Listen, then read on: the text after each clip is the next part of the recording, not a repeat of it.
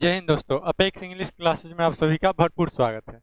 तो कैसे आप लोग? उम्मीद करते बहुत ही अच्छे होंगे, बेहतरीन होंगे और बहुत ही जबरदस्त तरीके से अपनी पढ़ाई कर रहे होंगे। दोस्तों, पीछे की क्लास में हम देखे थे क्लास 12 की जो मॉडर्न हिस्ट्री है। हिस्ट्री में हमने आपकी हिस्ट्री जो है वो उसको 3 खंड में जो है विभाजित किया गया। इसमें एंशिएंट हिस्ट्री, मेडिवल हिस्ट्री और मॉडर्न हिस्ट्री। तो एंशिएंट और मेडिवल हम खत्म कर चुके हैं। अगर आप नहीं देखे तो यूट्यूब पे प्लेलिस्ट बना हुआ है, वहां पर जाकर आप देख सकते हैं। बहुत ही बेहतरीन तरीके से आसान शब्दों में कवर कराया गया है, तो वहाँ पे आप जाकर देख सकते हैं। और प्लस में अपेक्स इंग्लिश क्लासेस का जो एप्लीकेशन है उसको इंस्टॉल कर लीजिए। वहाँ पे आपका सारा सब्जेक्ट जो है फ्री ऑफ कॉस्ट कराया जाता है। तो अभी हम बात कर रहे थे क्लास 12 की जो हिस्ट्री है, उसमें मॉडर्न हिस्ट्री में 9वें चैप्टर, जिसमें हम देखें कि किस प्रकार से भारत औपनिवेशिक बना, भारत को गुलाम किस प्रकार से बनाया गया, इसके बारे में हम पूरी विस्तार से जानकारी देखें। किस प्रकार से यहाँ पे खेती की गई, और खेती में पहले लोग जीवन निर्वाह के लिए खेती करते थे, लेकिन बाद में जब अंग्रेज आए तो उन्होंने क्या कर दिया, तो उन्होंने खेती को वाणिज्यिक खेती में जो है परिवर्तित कर दिया। वाणिज्यिक में परिवर्तित कर दिया कहने का अर्थ हुआ कि वही खेती करवाने लगे जिससे उनको व्यापार में सुविधा हो, उनके व्यापार के लिए हो। जैसे चाय, कपास, चाय हो गया, कपास हो गया, ये सब जो है करवाते थे। नील हो गया आपका, अफीम, इन सब का खेती करवाया जाता था। चलिए, तो आज का जो टॉपिक है हमारा, आज का टॉपिक है 1857 की क्रांति। क्या है 1857 की क्रांति? सुनने में तो लग रहा है कि क्रांति, लेकिन एक बात सोच कर देखिए कि भारत पर क्या सिर्फ अंग्रेजों ने ही आक्रमण किया था? सिर्फ आक्रमण नहीं किया था अंग्रेजों ने, यहाँ पे शांतिपूर्वक तरीके से आए थे। तो क्या भारत पर सिर्फ अंग्रेजों ने ही कब्जा किया था? तुर्क तुर्क आए यहाँ पे, मुगल आए तो उनका विद्रोह नहीं हुआ, अंग्रेजों का विद्रोह क्यों हुआ? तुर्क भी आए यहाँ पे रहे, मुगल भी आए यहाँ पे रहे, सब यहाँ पे आए और यहाँ पे रहे। अंग्रेज भी यहाँ पे आए, यहाँ पे रहे। तो सिर्फ अंग्रेजों का ही विद्रोह क्यों हुआ? क्यों हुआ? इसलिए हुआ क्योंकि जब वो आए, तुर्क आए तो वो आक्रमण किए, लूट कर चले गए, यहाँ पे रहे नहीं। मुगल आए तो यहाँ की जो संस्कृति है, यहीं की संस्कृति में ढल गए और यहीं की जो भूमि है उसको अपना लिए और यहाँ की संस्कृति में ढल मिल गए। उनका भी उद्देश्य था कि हम पूरे भारत को इस्लामिक बनाए, लेकिन उतना संभव नहीं हो पाया। वो यहीं की संस्कृति को समझ गए कि यहाँ पे हमें ऐसा करना जो है संभव नहीं हो पाएगा, तो यहाँ की संस्कृति को अपना लिए और यहीं पे रह गए। लेकिन अंग्रेज जब आया तो इसका उद्देश्य क्या था? व्यापार में मुनाफा, व्यापार में मुनाफा। और इसके लिए क्या करना चाहता था? इसका दो ही सिद्धांत था, व्यापार में मुनाफा हो और इसका धर्म का प्रचार हो, धार्मिक प्रचार हो। तो इसने सिद्धांत चालू कर दिया कि पूरे भारत को ईसाई बनाना है। क्या? ईसाई धर्म, ईसाई धर्म में तब्दील करना है पूरे भारत को। और जबरन जो है सबको ईसाई बनाने लगा और इतना ज्यादा अत्याचार करने लगा कि मजबूरन जो है लोगों को विद्रोह करना पड़ा। लेकिन इसमें भी है कि अब विद्रोह तो है ऐसे ही नहीं हो गया होगा। क्या? आप कितना भी दुखी क्यों ना हो, सामने वाले की शक्ति देखकर ही आप उसके खिलाफ आवाज उठाते हो। अगर वो आपसे ज्यादा शक्तिशाली है तो आपकी आवाज जो है दब जाती है, आप आवाज नहीं उठा पाते हो। कितना भी कष्ट मिल रहा हो आपको, आवाज नहीं उठा पाते हो। तो उस समय समस्या तो सबको थी, ब्रिटिश से दिक्कत सबको था, सब कष्ट में थे, लेकिन आवाज कोई नहीं उठा रहा था। क्यों? इस भरोसे कि कोई उठाएगा तो हम उसका सपोर्ट करेंगे, कोई उठाएगा तो हम उसका सपोर्ट करेंगे। तो इसी बात पे भगत सिंह की जो है बातें जो है याद आ जाती है कि हम अगर अपने काम को दूसरे के भरोसे छोड़ दिए कि अगर वो शुरू करेगा तो हम उसका हाथ बटाएंगे, तो ऐसे में आजादी हमें मिलने से रहा। हमें खुद खुद से शुरुआत करनी पड़ेगी। हमें जब बदलाव लाना है समाज में तो खुद से शुरुआत करना पड़ेगा, तब हमारे साथ लोग आएंगे।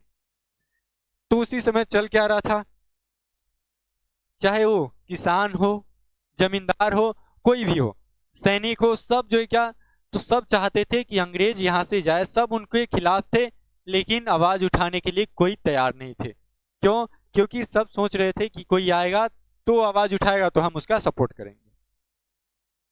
जैसे हम आपको एक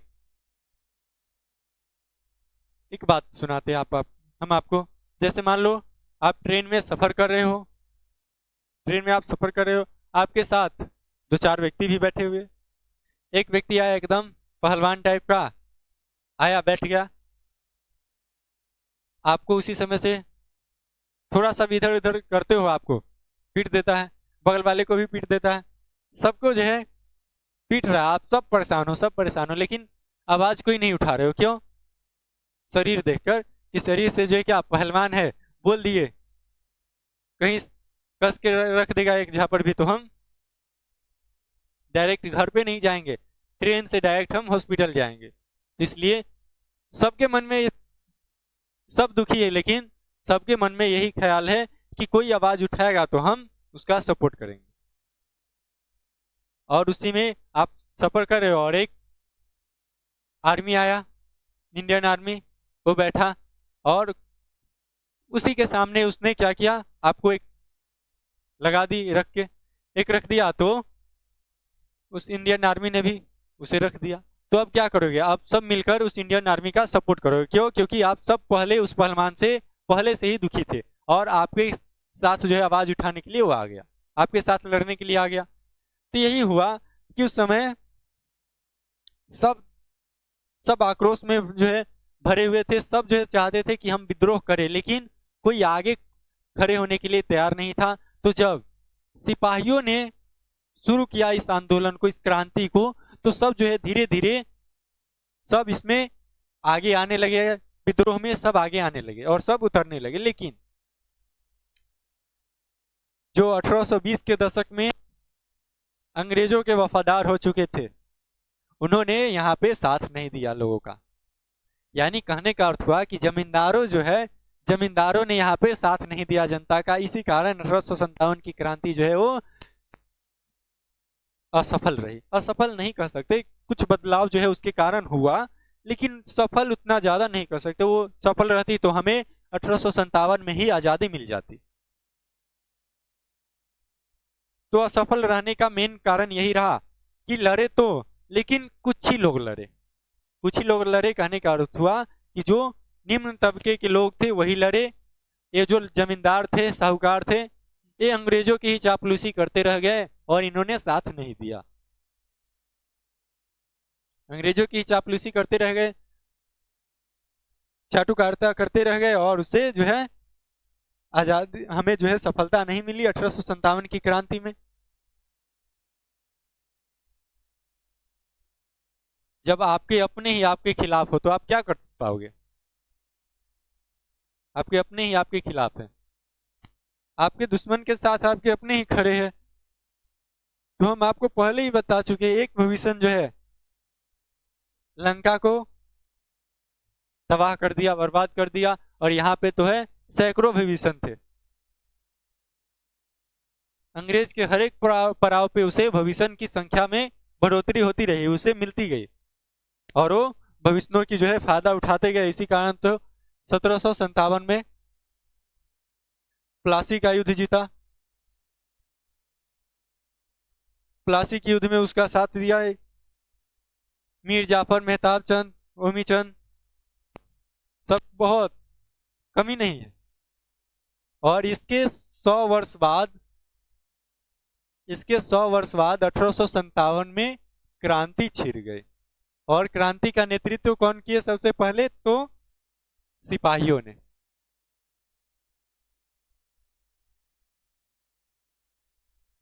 चलिए, तो क्रांति तो हुई, तो हम क्रांति के बारे में बात करने से पहले इस थोड़ा जान लेते कि क्रांति करने का कारण क्या रहा। क्या कारण रहा कि क्रांति करने पर ये जो विद्रोह है ये करना पड़ा? क्या कारण क्या रहा कि ये विद्रोह करना पड़ा? तो पहली कारण तो राजनीतिक कारण। राजनीतिक कारण देखो,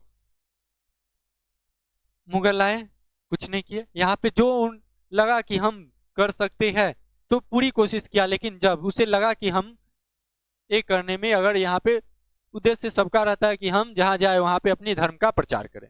तो उसका भी उद्देश्य था, तो वो इस्लामिक बनाना चाहते थे, लेकिन उन्हें एक वक्त पे समझ में आ गया कि हम ऐसा करना हमारे लिए असंभव है, असंभव है। तो इसलिए वो मान गए और यहाँ की जो संस्कृति है उसको अपना लिया, अपना लिया। लेकिन अंग्रेज क्या करने लगे इसमें जो है थेथर, एकदम थेथर, एक बार में समझ में नहीं आता उसको। आपको क्या करने लगा, यहाँ की जो राजनीति है उसमें जो है हस्तक्षेप करने लगे, आंतरिक जो मामले हैं राजाओं के उसमें हस्तक्षेप करने लगे। तुम व्यापार करने आए हो, व्यापार करो, आंतरिक मामले में क्यों हस्तक्षेप कर रहे हो? इससे लोगों की तकलीफ होने लगी, लोगों के धर्म में जो है इसने परिवर्तन करने लगा, धर्म में जो है बदलाव लाने लगा। सती प्रथा को बंद किया, बाल विवाह को बंद किया, विधवा विवाह को प्रचलित किया। तो ये सही तो है, लेकिन अब देखो हिंदू का धर्म है तो अपने धर्म के खिलाफ हिंदू अगर बोलेगा तो उसे कोई तकलीफ नहीं, लेकिन वहीं पे कोई दूसरे धर्म के लोग उसके धर्म के बारे में गलत भी हो फिर भी वो बोलेगा गलत को ही, तो उसे बहुत तकलीफ होगा, बहुत तकलीफ। चाहे किसी भी धर्म का हो, अगर उसके ही धर्म के लोग उसके धर्म के बारे में बोल रहा है गलत तो उसके कोई तकलीफ नहीं होगा, लेकिन उसके उसके धर्म के बारे में दूसरे धर्म के बारे के लोग बोलेंगे तो उसे बहुत ज्यादा तकलीफ होता है। तो यही हुआ यहाँ पे, अंग्रेजों ने उस हिंदू धर्म में जो है बदलाव लाने लगे। सती प्रथा जो है, सती प्रथा में को खत्म कर दिया, बाल विवाह को खत्म कर दिया, विधवा विवाह को प्रचलित कर दिया। तो ये सब जो है हिंदुओं को चुभने लगा है, राजाओं जो है हिंदू राजाएं थे उन्हें चुभने लगा। क्यों? क्योंकि उनके धर्म के खिलाफ जा रहा है, चुभने लगे। तो आप कहोगे कि ये सती प्रथा जो है किया था, बंद किया था, ये सब किया था, तो ये सब तो अच्छा काम किया था, फिर विद्रोह किया। अच्छा काम किया था, लेकिन उसका उद्देश्य भारत की उन्नति नहीं थी, भारत के लिए उसका उसे करना पड़ा, अपनी जो है फायदा के लिए, अपनी मुनाफे के लिए उसे करना पड़ा, अपने मुनाफे के लिए करना पड़ा। ऐसा नहीं कि वो भारत भारत का भला चाहते हैं, भारत का भला चाहते तो यहाँ पे बंगाल को पूरी तरह से बर्बाद करके नहीं जाते। 7 वर्ष में ही बंगाल को ऐसी हालात में पहुंचा दिया कि भुखमरी की स्थिति आ गई। 5 से 7 वर्ष में भुखमरी की यही स्थिति आ गई, अकाल पड़ने लगा।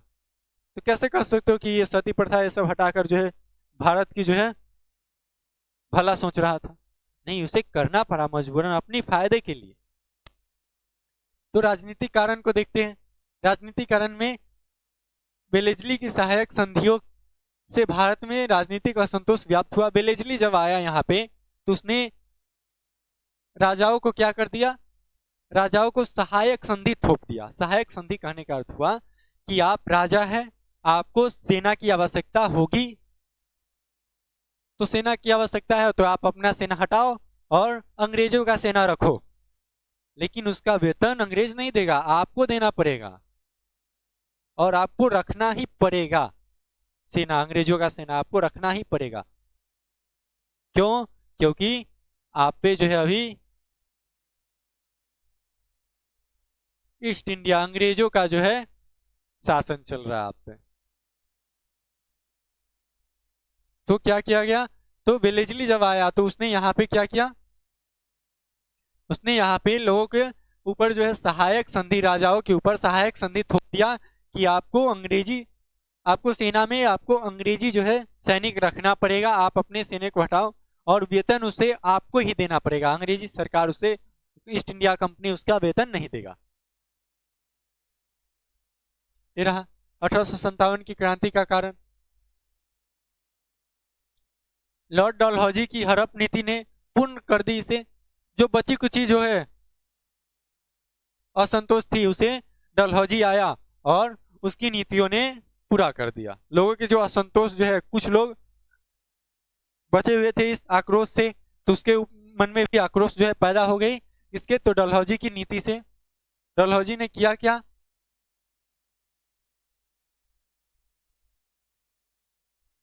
इसने अपनी नीति के तहत ये कर दिया कि मान लो अब क्या थी, वंशानुगत शासन चल रहा था। पितृसत्तात्मक की अगर पिता है शासक तो उसके बाद उसका पुत्र शासक बनेगा, पुत्र शासक नहीं शासक बनेगा। तो यहाँ पे जरूरी नहीं कि हर राजा को पुत्र हो ही, संतान हो ही। संतान अगर नहीं होगा तो क्या करेगा, अपनी वंश को बढ़ाने के लिए वो गोद लेगा। तो यहाँ पे हुआ ये कि डलहौजी ने जो गोद लिए थे उन्हें राजा बनाने से इनकार कर दिया। जैसे जैसे आप देख सकते हो झांसी, नागपुर में, झांसी में, अवध में, स्तंभलपुर में, जैनपुर में आदि रियासतों को हड़प लिया इसने और हड़प लिया। और अंतिम मुगल बादशाह बहादुर शाह जफर के वंशजों को लाल किला खाली करने का जो है आदेशनामा दे दिया है, हुक्मनामा दे दिया कि बहादुर शाह जफर के जो, अब किस लिए दे दिया, कहा कि तुम अब मुगल बादशाह नहीं रहे क्योंकि यहाँ की जो शासन है वो हमारे कंट्रोल में है, तो हम जो कहेंगे वो करना पड़ेगा तुमको। तो बहादुर शाह जफर को आदेश दिया गया कि तुम अपने पूरे फैमिली के साथ लाल किला पे जो अपना घर समझ के बैठे हो ना, खाली कर दो उसको। क्यों? क्योंकि अब यहाँ पे हम रहेंगे, कंपनी रहेगा। अभी कंपनी का ही शासन चल रहा है। आपको हम बता दें कि अंग्रेजी शासन जो है भारत में दो क्रम में चला। एक 1757 से 1857 ये रहा east India company, east India company. और एक 1857 से 1947 ये क्राउन का शासन था, यानी ब्रिटिश सरकार का शासन था, राजा का, ब्रिटिश क्राउन का। और इससे पहले कंपनी का शासन था। और अभी क्या है, तो अभी कंपनी का ही शासन है, कंपनी का ही शासन है अभी। तो यहाँ पे इसने कहा क्या, तो बहादुर शाह जफर को कहा कि आप तो अब बादशाह रहे नहीं, तो क्यों इस पे अपना हक जमाए हुए हो, लाल किला पे खाली करो, अब यहाँ पे कंपनी रहेगा। और इसलिए हुमायूं नाम इसने हुक्मनामा जो है जारी कर दिया और कहा कि लाल किला खाली कर दो। तंजौर कर्नाटक नवाबों को राजकीय उपाधि जो है समाप्त कर दी। कर्नाटक के जो नवाब थे उनकी जो उपाधि थी, उनकी जो उपाधियां थी उसको समाप्त कर दिया, उसको समाप्त कर दिया। 1851 में कानपुर में पेशवा बाजीराव के दत्तपुत्र नाना साहब नाना साहब की जो पेंशन है उसको बंद कर दिया। नाना साहब की पेंशन नहीं, इसके जो पिता थे, देखो ये जो नाना साहब है ये बाजीराव द्वितीय के दत्तपुत्र यानी गोद लिए हुए बेटे हैं, जिसका नाम गोविंद था। और इसे जो है क्या, तो नाना साहब कहा जाता है, कहा जाता है। तो ये पेशवा बाजीराव द्वितीय के पुत्र हैं, दत्तपुत्र यानी गोद लिए हुए पुत्र। तो जब इसे पेशवा बाजीराव द्वितीय को क्या किया गया, इसे पेशवे की उपाधि से हटा दिया गया और कहा गया कि तुम्हें हम पेंशन देंगे और जहां पे मन है, जो आपको एरिया चाहिए उस एरिया पे आप आराम से रह सकते हो, हम आपको पेंशन देंगे। जैसे रिटायरमेंट पे पेंशन नहीं मिलता है, उसी प्रकार से हम आपको पेंशन देंगे। देखो अब एक राजा को जो यहीं के है उसको ही विदेशी आकर वहां पे पेंशन दे रहा है, तो पेंशन देंगे। तो जब उसकी मृत्यु हो गई तो नाना साहब का कहना था कि जब उसकी मृत्यु हो गई तो उनका पेंशन जो है वो उनके पुत्र यानी नाना साहब को दिया जाए।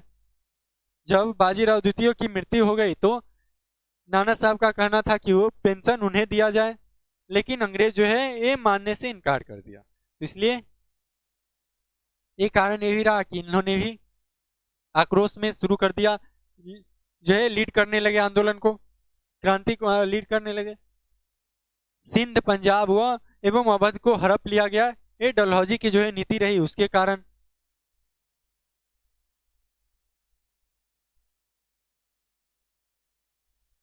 अठारह की जो क्रांति रही उसके कारण में आप राजनीतिक कारण देख सकते हैं, धार्मिक कारण, क्या उसने राजनीति में हस्तक्षेप किया, दूसरा कारण धर्म में हस्तक्षेप किया, तीसरा समाज में जो स्थिति थी उसमें परिवर्तन किया तो लोगों को समस्याएं जो है होने लगी। सैनिक कारण, सैनिक कारण कि उसने अपना सैनिक जो है इतना ज्यादा मजबूत कर लिया था कि वो लोगों को सहायक संधि देने लगे राजा को। आर्थिक कारण क्या रहा? आर्थिक कारण क्या रहा? आर्थिक कारण रहा कि 1750 ईस्वी में के पश्चात ब्रिटेन में औद्योगिक क्रांति शुरुआत हो गई थी, संपन्न हुई थी। मैनचेस्टर एवं लिवरपूल आदि जो है औद्योगिक शहर में कपड़ों का जो है कारखाने बन गए थे। अब कारखाने बन गए तो यहाँ पे भारत में जो व्यक्ति कपड़ा बना बनाकर हाथों से कपड़ा बुनकर और बाहर बेचते थे तो क्या उनकी तो रोजगार गया, गया उनका रोजगार। तो इस कारण लोगों में आक्रोश हुआ तो लोगों ने क्या कर दिया? विद्रोह कर दिया, विद्रोह कर दिया।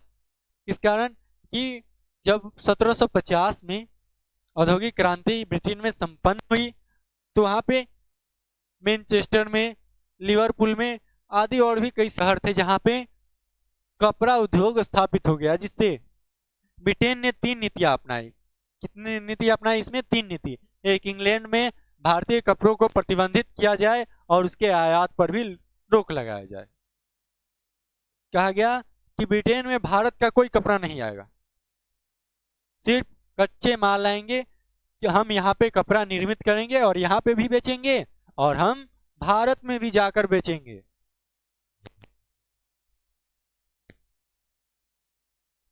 हम भारत में भी जाकर बेचेंगे। और कहा गया कि भारत का जो बनाया गया कपड़ा है वो यहाँ पे नहीं आएगा, कोई नहीं खरीदेगा यहाँ पे, ये रोक लगा दिया गया, रोक लगा दिया गया। दूसरा, भारत से अधिक कपास प्राप्त करने के लिए यहाँ के कृषकों को कपास व नील की खेती के लिए बाध्य किया। अब कपास चाहिए उसे वस्त्र बनाने के लिए, तो कपास चाहिए, तो कपास के लिए हम आपको पिछले ही क्लास में बता चुके हैं कि भारत की जो जलवायु थी ये कपास की खेती के अनुकूल थी, यानी उसके लिए पर्याप्त थी, बहुत ही बेहतरीन थी। तो यहाँ पे मजबूरन फोर्स किया गया लोगों को कि आप यहाँ पे क्या करो? कपास की खेती करो, कपास की खेती करो। अब कपास की खेती करो तो कपड़े में कलर भी करना पड़ेगा, तो इसके लिए नील की खेती के लिए भी फोर्स किया गया।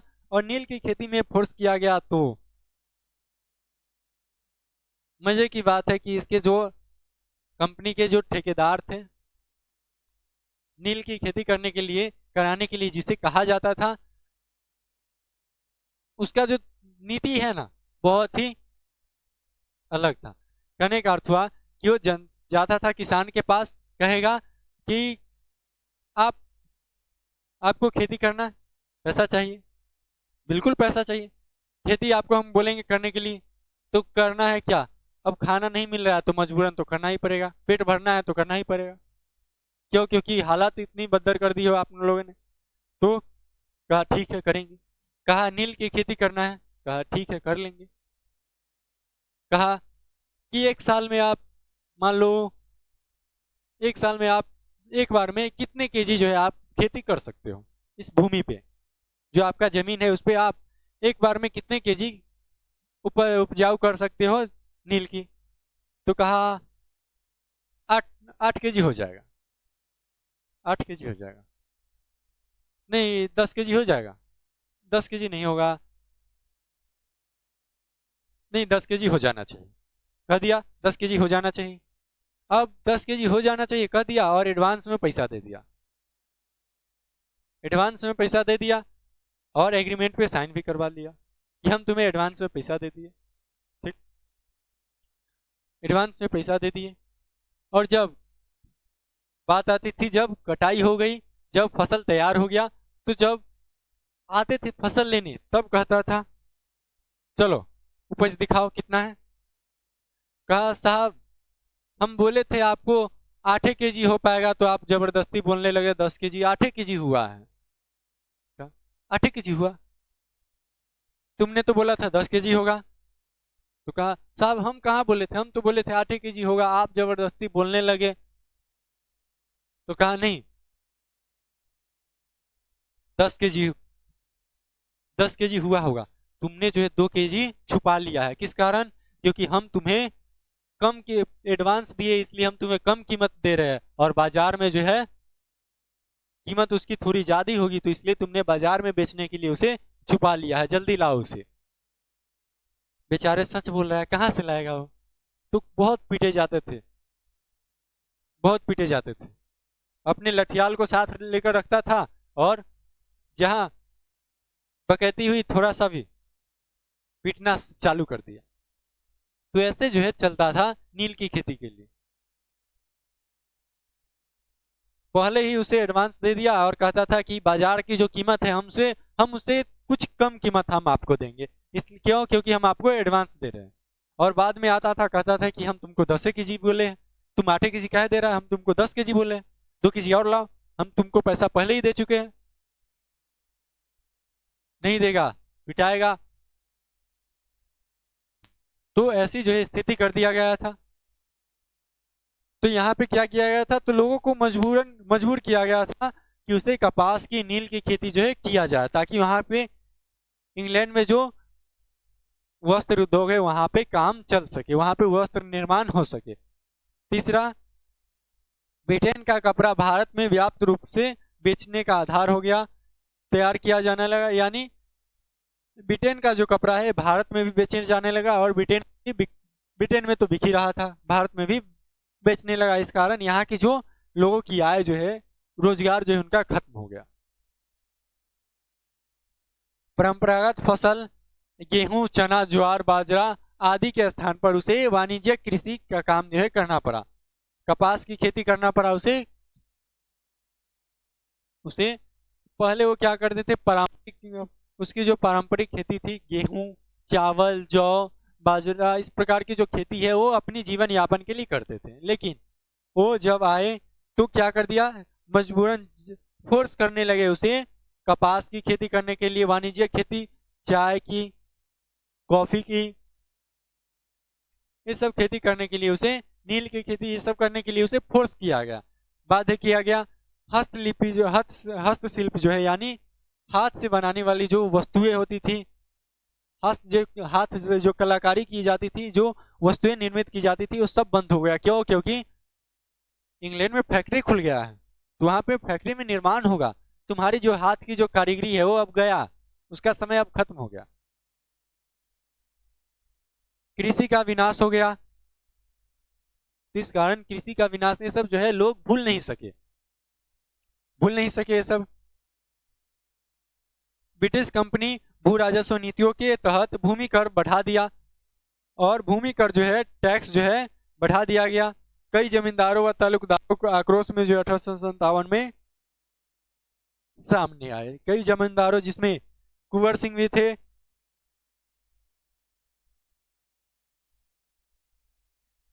पीछे एक तस्वीर था, आपने देखा, इनफील्ड राइफल। क्या है? Enfield rifle.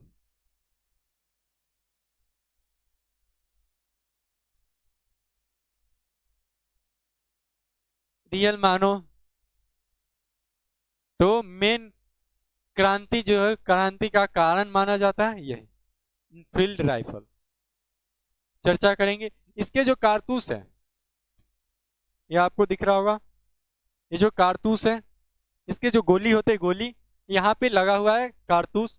तो यहाँ पे इसको पहले क्या किया जाता था, दांत से, मजबूत होता है इसलिए आप हाथ से इसे नहीं नोच सकते, तो दांत से इसे फाड़ा जाता था, नोचा जाता था, फिर आप इसको राइफल में जो है रख सकते हो। तो अफवाह ये फैली कि यहाँ पे जो है ये जो कारतूस है, इसे हटाने के लिए, इसे पहले, अब ज्यादा टाइट रहेगा तो इसे आप कैसे हटा सकते हो, तो इसके लिए उसे थोड़ा जो इसमें फिसलन जो है रहनी चाहिए, तो फिसलन के लिए इसमें ग्रीस टाइप के जो है, ग्रीस का उपयोग किया जाता था। तो अफवाह ये फैल गई कि यहाँ पे ग्रीस के जगह पे गाय और सुअर की चर्बी का उपयोग किया गया।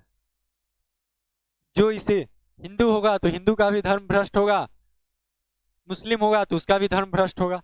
ये अफवाह फैल गया, सैनिकों में अफवाह फैल गया। तो इस कारण सैनिकों ने इसका विरोध किया, मानने से इनकार कर दिया, इसको यूज करने से इनकार कर दिया, विरोध करने लगा। तो इसी कारण जो है मेन रीजन यही माना जाता है। और भी कई सारे जो है रीजन है। मेन जो है इसमें भूमिका रही अफवाहों की। अफवाह जो है ज्यादा फैलने लगी, इस कारण लोगों में आक्रोश बहुत ज्यादा आने लगी। लोगों में आक्रोश बहुत ज्यादा आने लगी, इसलिए एक क्रांति जो है जल्द ही, ये जो आंदोलन था एक जल्द ही क्रांति का रूप ले लिया। और अंग्रेजों को मजबूरन जो है यहाँ की जो कंपनी थी डायरेक्ट ब्रिटेन में कॉल लगाना पड़ा उसे कि जल्दी सेना जो है भेजिए, नहीं तो हम खत्म हो जाएंगे। तो चलिए हम आर्थिक कारण देख लिए, अब सामाजिक कारण की बात कर लेते हैं थोड़ा। सामाजिक कारण में लॉर्ड विलियम जो है बेंटिक और डलहौजी कई सामाजिक सुधार किए। ये जो विलियम बेंटिक थे और डलहौजी जो है ये कई सुधार किए,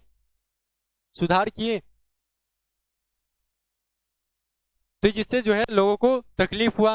हिंदू समाज में कुरीतियों को दूर करने के लिए कई कानून बनाए। डलहौजी जो है ये हिंदू हिंदू जो धर्म है उसमें, हिंदू समाज में कुरीतियों को दूर करने के लिए कई कानून बनाए। तो जो हिंदुओं को अच्छा नहीं लगा, उसे बुरा लगा। जैसे सती प्रथा, कन्यावध, बाल विवाह बाल विवाह निरोध कानून बनाए गए, विधवा विवाह जो है पुनर्विवाह अधिनियम पारित किया गया। 1835 से भारत में अंग्रेजी शिक्षा जो है प्रसार होने लगा। डलहौजी बैथन द्वारा स्त्री शिक्षा पर भी बल दिया। देखो हिंदू समाज में चल क्या रहा था, चल रहा था कि विधवाओं को जो है विवाह नहीं कर सकती, और विधवाओं की जो स्थिति थी वो समाज में सभी से अलग था, सबसे अलग था। कोई भी अभी भी बहुत जगह है, अभी भी है कि विधवाओं को कोई भी जो समारोह होता है उसमें उसको शामिल नहीं किया जाता है। जो सांस्कृतिक जो समारोह होता है जिसे अनुष्ठान के तौर पे देखा जाता है उसमें शामिल नहीं किया जाता है, और उसे जो है थोड़ा हीन दृष्टि से देखा जाता है। तो यहाँ पे उसने क्या किया, उसने विधवाओं के पुनर्विवाह के लिए कानून पारित कर दिया। कानून पारित कर दिया इसके लिए। सती प्रथा कुरीतियां रही हिंदू समाज की। सती प्रथा में क्या होता था, बाल विवाह तो प्रचलित था। तो 12 साल में शादी हुआ, किस कारणवश अगले साल उसकी पति की मृत्यु हो गई। 13 साल की उम्र में जो है विधवा हो गई। तो पति का मृत्यु हुआ तो उसके साथ उसको भी जला दिया। उसने अभी आधा जीवन भी नहीं देखा था और स्वर्ग चली। तो इसलिए ये जो है कुरीतियां थी, लेकिन इसे दूर किया गया अंग्रेजों के द्वारा, इसका दूर किया गया। तो इसके दूर करने में इससे सहमत थे कौन? शिक्षित मध्यम वर्ग के लोग। शिक्षित मध्यम वर्ग के लोग जो है इससे सहमत थे। क्यों? क्योंकि अत्याचार उन्हीं के साथ ज्यादा हो रहा था, ये जो भेदभाव है ये सब। लेकिन ये ठीक है, शिक्षित जो है मध्यम लोग ठीक है इससे सहमत थे, लेकिन आपने क्या किया, अपने धर्म को अपनाने के लिए लोगों को जो है तरह तरह के जो है उपहार के तौर पे कुछ न कुछ अलग अलग जो है सुविधाएं उसे देने का वादा किया कि अगर आप ईसाई धर्म अपनाते हो तो आपको ये सुविधा मिलेगा, आपको ये सुविधा मिलेगा, आपको रहने के लिए जो है सब कुछ फ्री रहेगा। अगर आप ईसाई धर्म अपनाते हो तो आपको रहने के लिए जो भी आपको चाहिए सब कुछ फ्री फ्री, कोई दिक्कत नहीं, कोई कुछ भी नहीं।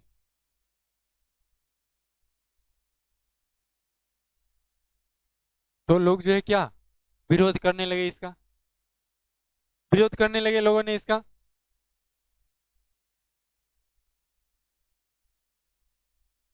देखो उसके बाद क्या हुआ, तो 1935 में से ही ये 1835, 1935 नहीं कर सकते, 1835, 1835 से ही अंग्रेजी शिक्षा का प्रसार जो है ये कर दिया गया था डलहौजी द्वारा। डलहौजी द्वारा अंग्रेजी शिक्षा, अंग्रेजी शिक्षा, तो इसका विरोध किया था, इसके ही लोगों ने, अंग्रेजों ने ही विरोध किया था, कंपनी के लोगों ने, कि तुम ये क्यों कर रहे हो, कहा तुम क्या क्या अंग्रेज बनेगा, थोड़ा दिमाग से, ये काहे है, थोड़ा दिमाग का उपयोग करो। इनके बाबूजी ने भी बोला था इनको कि जब तुम्हारे अपने ही लोग तुम्हारा विरोध कर रहे हो तो काहे उस नियम को अपना रहे हो, काहे उसको लागू कर रहे हो, छोड़ दो उसको। तो कहा कैसे छोड़ दे,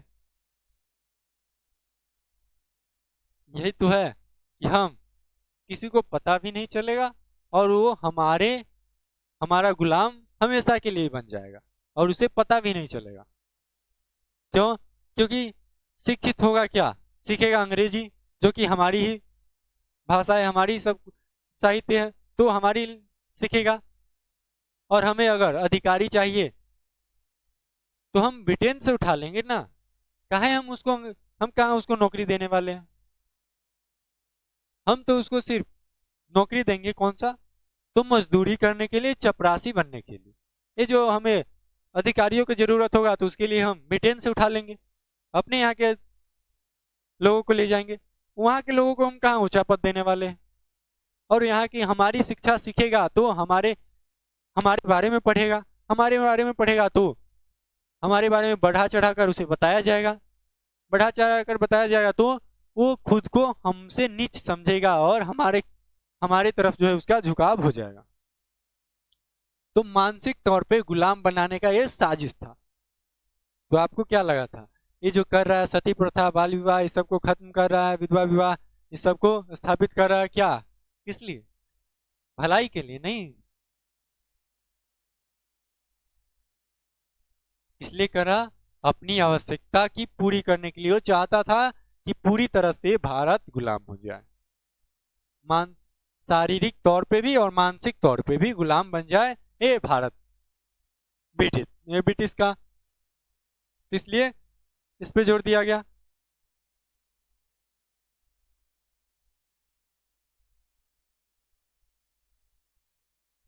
विद्या कार्यालय में भारतीय द्वारा शैतानी दफ्तर की जो है संज्ञा दी गई इसे, जब वहां पे अंग्रेजी की पढ़ाई कराई गई तो जो दफ्तर था उसे शैतानी दफ्तर का नाम दिया गया। क्या दिया गया? शैतानी दफ्तर का नाम दिया गया। धार्मिक कारण क्या रहा? तो धार्मिक कारण रहा कि 1813 ईस्वी में के चार्टर एक्ट में ईसाई पादरियों को भारत आने की अनुमति जो है प्रदान की गई।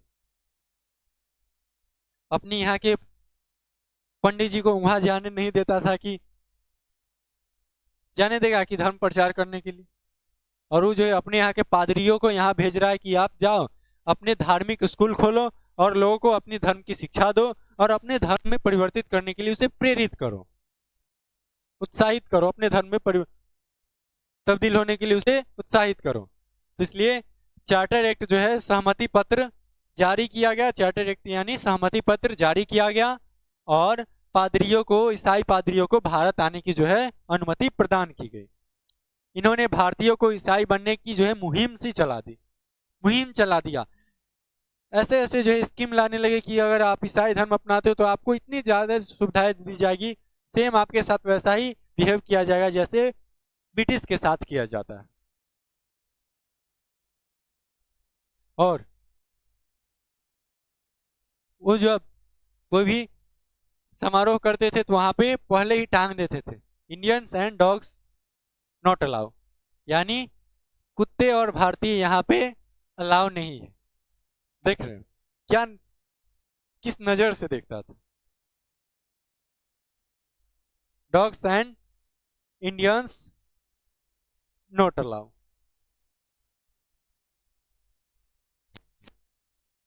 तो क्या था उनका उद्देश्य, क्या रहा उसका उद्देश्य, कि मुहिम चला दिया उसने ईसाई धर्म में तब्दील करने में, भारत को एक मुहिम चला दिया कि हमें पूरे भारत को ईसाई धर्म में तब्दील करना।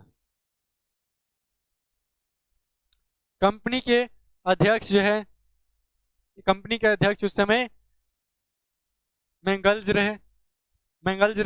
मैंगल्स ने हाउस ऑफ कॉमन्स में भाषण देते हुए कहा कि मेजर एडवर्ड ने, उसने कहा कि हम एक समय ऐसा आएगा कि पूरे भारत को हम ईसाई धर्म में तब्दील कर देंगे, भाषण देते हुए कहा। और मेजर एडवर्जर में ने भी वही कहा, वही स्पष्ट करते हुआ कहा कि भारत पर हमारे अधिकार का अंतिम उद्देश्य यही है कि भारत को पूर्ण रूप से ईसाई धर्म में तब्दील कर देना। तो इतने ज्यादा जो है, तो अब कैसे नहीं विद्रोह होगा, कैसे नहीं लोग जो है आक्रोश में आएंगे। चलो तुमने अपने धर्म का, सब जो है अपने अपने धर्म का प्रचार करता है, सही है, तुमने भी धर्म को प्रचार किया, जिसको अच्छा लगा उसने एक्सेप्ट किया क्या तुम्हारे धर्म को। एक क्या तरीका है कि हम सबको जबरदस्ती जो है ईसाई धर्म में बना देंगे, एक क्या तरीका है? क्या तुम्हारा धर्म अच्छा है, हमारा धर्म क्या है, बेकार है, सबसे बेकार। सबके लिए जो है, सबको अपना अपना धर्म जो है प्रिय रहता है, इसलिए लोगों ने जो है इसका विरोध किया। सैनिक कारण क्या रहा? सैनिक कारण रहा, भारतीय सैनिक जो है समुद्र पार, देखो सैनिक जो है, कुछ सैनिक ये मानते थे कि हम समुद्र पार जाएंगे तो हमारा जो धर्म जो है ये भ्रष्ट हो जाएगा, हमारा धर्म जो है ये भ्रष्ट हो जाएगा। सैनिकों का मानना था कि हमारा धर्म जो है भ्रष्ट हो जाएगा अगर हम समुद्र के पार गए। तो उसने सैनिकों को वर्मा जाने के लिए जो है, वर्मा म्यांमार जो है, पुराना नाम वर्मा है, आज के तौर पे हम उसे म्यांमार के नाम से जानते हैं। तो म्यांमार जाने के लिए उसे जो है बाधित किया समुद्र के रास्ते से। और सैनिक जो है इसके खिलाफ थे कि वो कहते थे कि हम अगर समुद्र पार किए तो हमारा जो धर्म है ये भ्रष्ट हो जाएगा। तो उसे बाध्य किया, तो इसलिए लोग जो है क्रोधित हुए और कुछ लोगों को जो है टोपी पहनने के लिए चमड़े की टोपी दी गई। क्या ब्राह्मणों को जो है चमड़े की टोपी पहनने की जो है कुलीन ब्राह्मण सैनिकों को दिया गया। तो उसने क्या किया, ब्राह्मण सैनिकों ने विरोध किया। अंग्रेजों ने को भारतीय सैनिक अधिक वेतन व भत्ते मिलते थे, यानी अंग्रेजी जो सैनिक होते थे उसको वेतन ज्यादा मिलता था, उसको पदवी भी ऊंची दी जाती थी और वेतन और उसके जो भत्ते हैं वो अधिक मिलते थे और उसकी पदवी जो है ऊंची थी। लेकिन वहीं पे भारतीय जो सैनिक थे, भारतीय जो लोग उसमें सैनिक में शामिल थे, उसको उतने ज्यादा भत्ते नहीं दिए जाते थे, पेंशन जो है उसकी, वेतन जो उसका कम था, ब्रिटिश सैनिक के मुकाबले कम था। 1854 में डाक अधिनियम पारित हुआ, निशुल्क डाक सुविधाएं जो है समाप्त कर दी गई। निशुल्क डाक सुविधाएं जो है, पहले बिना पैसे के जो डाक सुविधाएं थी वो समाप्त कर दिया गया। ब्रिटिश सेना में 2,38,000 भारतीय सैनिक एवं देख सकते हो आप 45,322 जो है अंग्रेजी सैनिक थे। यानी कुल सैनिक में मात्र जो है 2 लाख जो है कुल सैनिक है। कुल सैनिक में कितना है, तो 2,38,000 जो है भारतीय सैनिक, और इसमें 4,53,022 जो है 4,05,322 जो है सैनिक है, ये अंग्रेजी हुआ करते थे इस प्रकार से। और ये जो है पदवी इसकी कितना होगा, उच्च होगा, वेतन भी हाई होगा, भत्ते भी हाई होगा, और इसकी जो सब कुछ नीचा।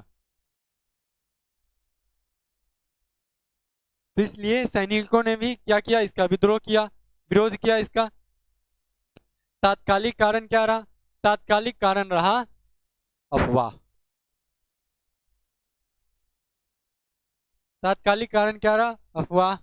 यह अफवाह फैल रही थी कि बाजार में जो है ऐसा आटा और शक्कर मिल रहा है जिसमें सुअर और गाय की हड्डी की एवं खून जो है, खून का चूरा मिलाया गया। देखो बाजार में जो है, पहले तो एक घटना है जो अंग्रेजी सैनिक द्वारा ही बताया गया है, सैनिक द्वारा ही बताया गया। इसमें क्या है कि एक ब्राह्मण सैनिक है सैनिक में एक ब्राह्मण है और एक उससे जो है छोटी जाति का है, उससे पानी पिलाने को कहता है।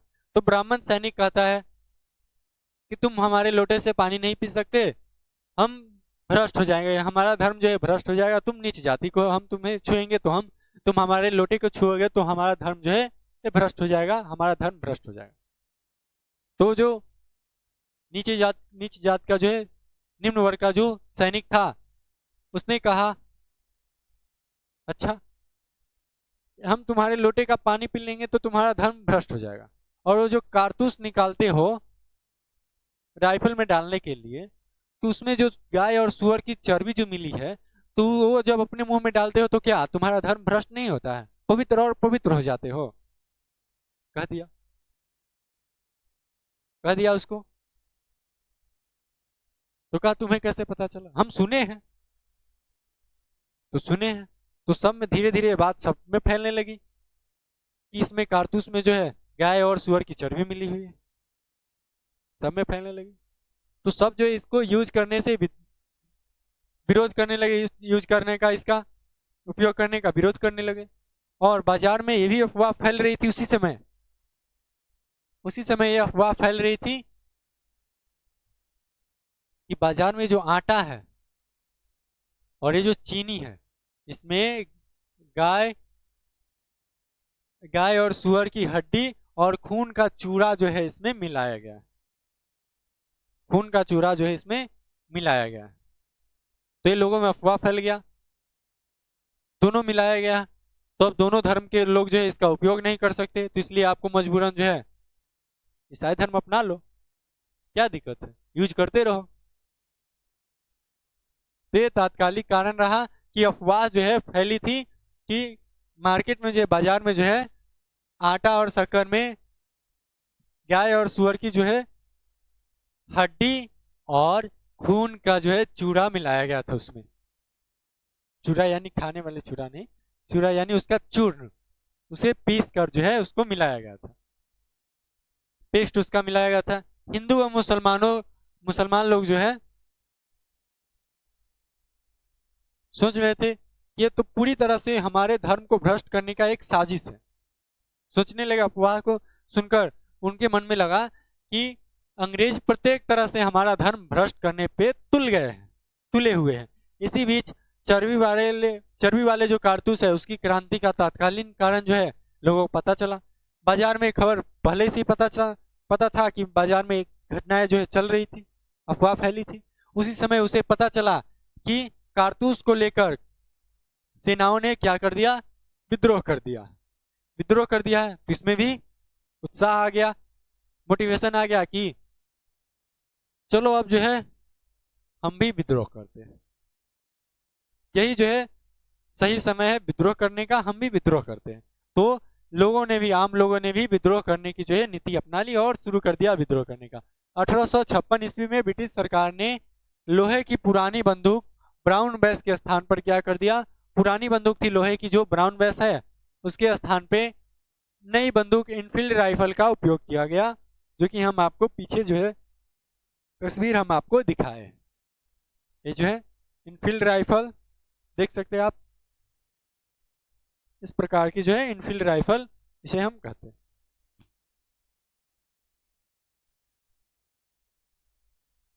यह राइफल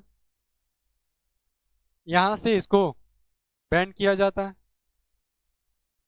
और ये जो गोली है इसे, इसके जो कारतूस है इसे यहाँ पे आपको लटका हुआ दिख रहा होगा, इसे खींचना पड़ता है। ये जो लटका हुआ है इसे खींचना पड़ता है। और इसमें जो है माना अफवाह फैली थी, इसमें गाय और सुअर की चर्बी जो है मिलाई गई। इसके कारतूस पर चिकना कागज लगा था। इस कारतूस को बंदूक में प्रयोग करने से पहले इस कागज को दांतों से काटकर खोलना पड़ता था, कागज को हटाना पड़ता था दांतों से। 23 जनवरी 1857 में बंगाल सेना में अफवाह फैल गई कि इन कारतूस के जो मुंह पर लगाया गया है गाय और सुअर की चर्बी लगाई गई, ये अफवाह फैल गई। इससे 23 जनवरी 1857 को कलकत्ता के पास दमदम स्थान का नाम है, दमदम में सेना ने कारतूस का खुलकर विद्रोह किया विरोध किया उसका कि हम इसका उपयोग नहीं करेंगे कारतूस का। ईस्ट इंडिया कंपनी और औरंगजेब की लोगों ने सोचा कि अब पूरी तरह से औरंगजेब की नीति पे आ गया कि हम औरंगजेब कैसे आ गया था, कोई नहीं सिर्फ हम ही है, कोई नहीं सिर्फ हम ही है। उसी प्रकार से ईस्ट इंडिया कंपनी भी आ गया था कि कोई नहीं सिर्फ हम ही है, हम ही है तुम्हारे भाग्य विधाता। तो ये पूरी तरह से लोगों को लगने लगा कि अंग्रेज, ये जो ईस्ट इंडिया कंपनी है, औरंगजेब की भूमिका जो है निभा रहा है। अब हमें शिवाजी बनना ही होगा, शिवाजी बनना ही होगा, ताकि अंग्रेज का जो तानाशाह है खत्म हो सके। कारतूस ही 1857 के विद्रोह आरंभ होने का तात्कालीन कारण बने, तात्कालीन कारण बना कारतूस।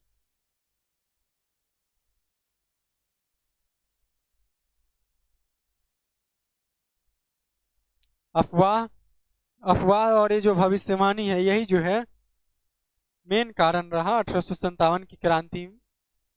ये जो विद्रोह है उसको चरम तक पहुंचाने में, यही जो है मेन कारण रहा उसको चरम तक पहुंचाने में। चलिए अफवाह की बात कर लेते हैं। तो अफवाह जो है किस प्रकार फैली थी।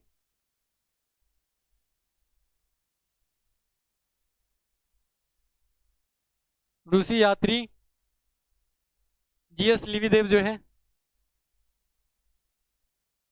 जीएस लिविदेव जो है ये 1785 ईस्वी से 1785 ईस्वी से 1897 के बीच जो है, 85 से 97, 1785 से 1797 12 वर्ष और 4 महीने यहाँ पे भारत में रहा हो, 4 माह। लिविदेव को भारत में बंगाल रंगमंच का संस्थापक भी कहा जाता है, बंगाल में रंगमंच का स्थापना किया था इसने। और भारतीय जो शिक्षा है इसका रूस में प्रसार किया था। चलिए अफवाह फैली थी कि तत्कालीन जो है, क्या अफवाह फैली थी कि उस समय बाजार में आटे और चीनी में गाय और सुअर की हड्डियों का चूर्ण और खून जो है मिलाया गया। और दूसरी अफवाह यही कारतूस वाले, तो ये अफवाहें थी और इसको लेकर भविष्यवाणी की गई कि प्लासी के युद्ध के ठीक 100 वर्ष बाद, यानी 1757 को प्लासी और 1857 को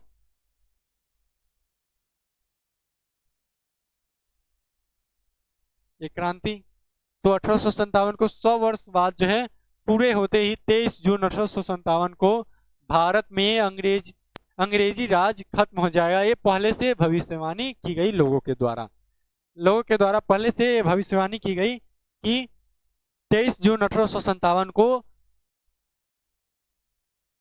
100 वर्ष होने के पश्चात ये जो अंग्रेजी राज है ये खत्म हो जाएगा, चर्बी वाले कारतूस की अफवाह का स्रोत राइफल इंस्ट्रक्शन जो है डिपो के कमांडेंट कैप्टन राइट ने अपनी रिपोर्ट में लिखा था कि दमदम स्थित खलासी ने जनवरी 1857 के तीसरे हफ्ते में एक ब्राह्मण सिपाही से पानी पिलाने को कहा। वही घटना जो हम आपको बताया कि पानी पिलाने को कहा, तो उसने कहा कि हम तुम्हें अपने लोटे से पानी पिलाएंगे तो हमारा धर्म भ्रष्ट हो जाएगा। तो उसने जवाब में कहा कि तुम हमें लोटे से पानी पिलाओगे तो तुम्हारा धर्म भ्रष्ट हो जाएगा, लेकिन जो कारतूस तुम उपयोग करते हो, अपने मुंह में डालते हो, जिस कारतूस को अपने मुंह में लगाते हो, तो उस कारतूस में गाय और सुअर की चर्बी लगी हुई है, तो क्या उससे तुम्हारा धर्म जो भ्रष्ट नहीं होता, उसका उपयोग करते हो तो इसलिए सैनिकों में ये आक्रोश फैल गई अफवाह को सुनकर। 20वीं सदी के अंतिम दशक के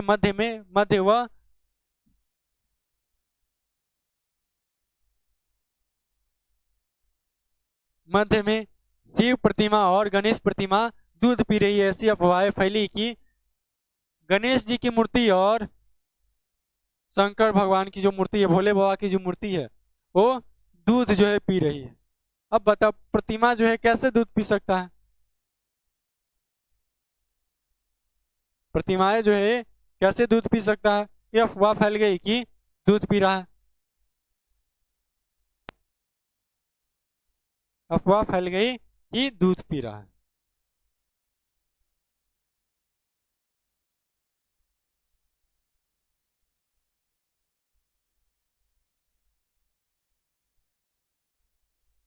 चलिए, तो लोगों ने पहले ही सोच रखा था, भविष्यवाणी कर रखा था कि 1757 के 100 वर्ष होने के पश्चात अंग्रेजी राज खत्म हो जाएगा, अंग्रेजी राज खत्म हो जाएगा।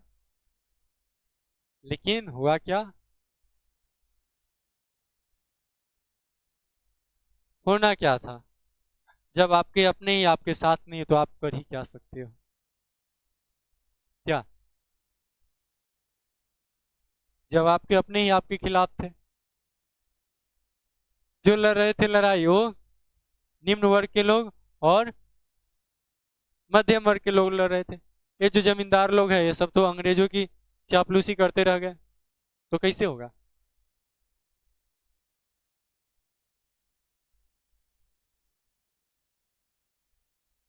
चलिए, 31 मई 1857 का महत्व, क्या महत्व रहा 31 मई 1857 का? तो 1857 की क्रांति जो है ये 10 मई को मेरठ में, मेरठ से आरंभ हुई। कब आरंभ हुई? तो 10 मई को। फिर भारतीय इतिहास में उसे 31 मई 1857 के तौर पे उसे महत्व दिया गया कि ये मान के चलते हैं कि 31 मई को मेनली तौर पे सही तरीके से ये जो विद्रोह है ये लीड हुआ। इसको लीड किया गया 1857 में 31 मई को। ये जो ज्यादा महत्व इसको दिया गया, विशिष्ट महत्व दिया गया। भविष्यवाणी की गई, भविष्यवाणी ये हुई कि कंपनी का राज प्लासी के युद्ध के ठीक 100 वर्ष बाद अर्थात 23 जून 1857 को समाप्त हो जाएगा। ये रहा 31 मई का महत्व। क्रांति के लिए प्रयास क्या रहा, इसके बारे में चर्चा करेंगे। पहले आप कुछ बातें जो है वो सुन लो ताकि आपको, आपके लिए फायदेमंद हो।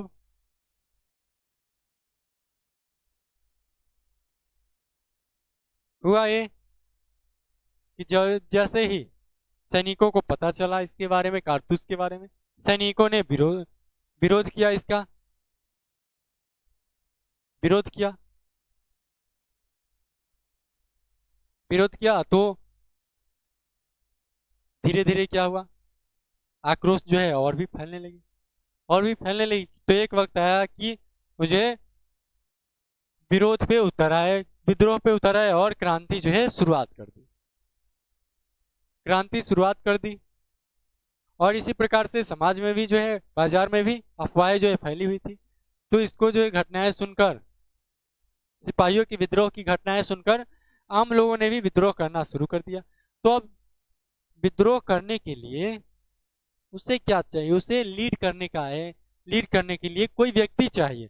वो ऐसे आंदोलन बिना जो है नेता का संभव नहीं हो सकता। जैसे हम छात्र आंदोलन की बात करें तो उसके लिए छात्रों ने जेपी को चुना था आंदोलन को लीड करने के लिए, जयप्रकाश नारायण को। तो इसी प्रकार से लोगों ने जो है दिल्ली में पहुंच, दिल्ली गया लोग। 11 मई को, 10 मई को ये स्टार्ट हुआ था, 10 मई को, 11 मई को घर से निकल दिए, 11 मई को घर से निकल दिए, 12 मई को दिल्ली पहुंचे, 12 मई को दिल्ली पहुंचे और चारों तरफ से बहादुर शाह जफर को, जो कि मुगल बादशाह, मुगल शासक के, मुगल वंश के जो है अंतिम बादशाह रहे, तो उसे चारों तरफ से घेर लिया और कहा कि हमने अंग्रेजों के खिलाफ जो है विद्रोह छेड़ दिया, विद्रोह छेड़ दिया और उनके बहुत सारे सैनिकों को हमने मौत की घाट जो है उतार दिया, उतार दिया, ये कह दिया। ये तो आश्चर्य में पड़ गया कि अब क्या होगा। तो ये लोगों ने कहने लगा, लोग कहने लगे कि हम उसके खिलाफ जा रहे हैं, आप क्या करो, आप सिर्फ, आपको करना कुछ नहीं, आप सिर्फ हमें मार्गदर्शन दो कि ये आंदोलन जो है आपके नेतृत्व में चल रहा है, ये लोगों को पता चले, ताकि लोग इससे जुड़े और हमारा सहयोग कर सके। इसके लिए आपको लीड करना है, इसका नेतृत्व आपको संभालना। मुगल बादशाह कह रहा है कि अब तो हम क्या लीड करें, हमारी तो कोई गारंटी नहीं, क्या पता तुम्हारा आंदोलन रास्ते में ही रह जाए, हम रास्ते में ही अल्लाह को प्यारे हो जाए। तो कह दिया हमारी, मतलब वो बहुत बूढ़े हो चुके थे, इतने बूढ़े कि वो लीड नहीं कर पाते, नहीं कर सकते थे। फिर भी लोगों ने क्या कहा, आपको कुछ नहीं करना है, आपको सिर्फ ये कहना है कि ये आंदोलन हमारे नेतृत्व में चल रहा है, बाकी सब हम देख लेंगे, बाकी सब हम देख लेंगे। आपको सिर्फ इतना कहना है कि ये आंदोलन हमारे नेतृत्व में, ये जो विद्रोह है हमारे नेतृत्व में चल रहा है, ये विद्रोह हमारे नेतृत्व में चल रहा। तो बहुत जो है मना करने के बाद स्वीकार कर लिया कि चलो ठीक है, मान ली। जब मान लिया तो अखबार में एक खबर फैली, एक खबर फैली, सब जगह एक खबर फैलने लगी कि बहादुर शाह जफर ने विद्रोहियों को समर्थन दे दिया, समर्थन दे दिया विद्रोहियों को। तो इससे होगा क्या, इससे होगा ये कि और भी कई सारे लोग जो है यहाँ पे आंदोलन, ये जो विद्रोह है इसमें शामिल होने के लिए उत्सुक होंगे, उत्साहित होंगे और शामिल होंगे। तो लोगों ने इसमें शामिल होने के लिए शुरू कर दिया, शामिल होना शुरू कर दिया। और जगह जगह पे जैसे जैसे ये, पहले से लोगों के मन में फिक्स था कि विद्रोह करना है तो करना है, करना है तो करना है, अंग्रेजों के यहाँ से अंग्रेजों को भगाना है तो भगाना है, पहले से मन में फिक्स था। बशर्ते उसे इंतजार था किसी एक के खड़े होने का।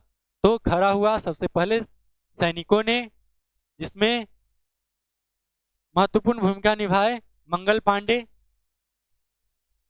चलेंगे, हम उनके बारे में चर्चा करेंगे विस्तार से, सब पे जाएंगे। तो पहले हम आपको थोड़ा बहुत जो है ओवरव्यू जो है हम आपको इसका दे रहे हैं, खाका जो है हम आपको इसका बता रहे हैं। तो यहाँ पे मान गया, तो धीरे धीरे इसी प्रकार से हर जगह शुरू होने लगा विद्रोह। अवध में भी शुरू हो गया, अवध में बिरजिस कादिर और उसकी माँ जो है बेगम हजरत महल, दोनों ने मिलकर विद्रोह किया। झांसी में लक्ष्मीबाई, महारानी लक्ष्मीबाई, बिहार में कुंवर सिंह। इस प्रकार से विद्रोह जो है चलता रहा। और पेशवा की तरफ से जो है नाना साहब कर रहे हैं, तो सब जो है विद्रोह कर रहे हैं, बहुत सारे जो है लोग, सभी जो है धीरे धीरे जैसे जैसे उनको खबर मिलती गई, विद्रोहियों की संख्या बढ़ती गई। और जैसे जैसे खबर मिलता गया, सब जो है विद्रोह में शामिल होते गए और विद्रोहियों की संख्या जो है बढ़ती गई। एक समय ऐसा आया कि